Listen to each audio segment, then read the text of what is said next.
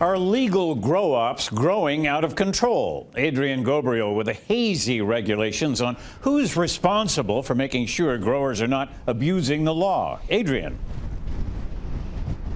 Gord, we first told you about concerns over licensed grow-ops like this one here in Markham last night. It's right across the street from an elementary school. Now, these grow-ops are just this grow-op is just one of thousands that is unsupervised right now by the ministry, and that is causing concerns about where the weed might be ending up. Is there a worry that, these homes could be used to feed the illegal market?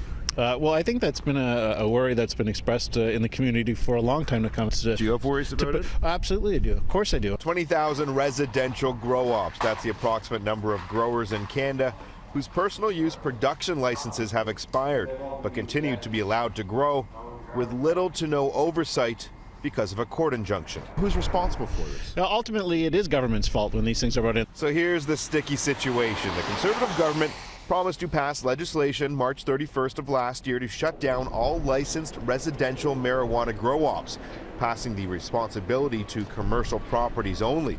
But a court injunction has stopped the Conservative bill in its tracks, and for a year the overpowering smell of marijuana has been allowed to flow out of homes like this one in Markham, right across the street from a public school. It's very difficult, and that's one of the frustrations that we're having. Now, this home reportedly has about 140 plants inside, and even in this freezing cold, you can still smell the pot wafting out of the home. Now, with a Conservative bill lost in a haze of legal action, Health Canada doesn't even have the authority to go inside and inspect the home, and local police are also kept in the dark about locations just like this. Where they all are, we don't even know as police. Health Canada is responsible for issuing and maintaining the licenses. But that doesn't mean police don't have their concerns. Any residential grow-op does pose hazards to the neighborhood itself. I mean, they can be targets of crime.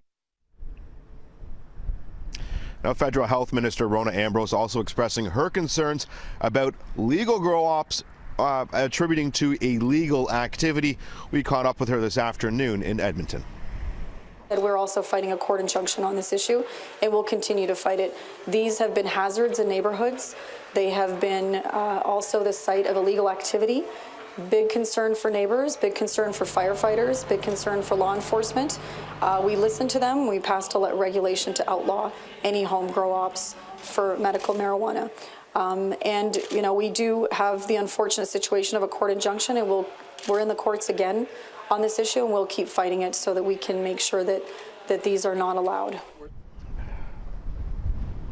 Now, police say if you have any suspicions about a grow-op in your neighborhood, don't hesitate to give them a call. It's actually the only way they'll actually be able to stop and check the property, whether it's legal or illegal. Live in Markham, I'm Adrian Ghobrial. Gord, let's go back to you.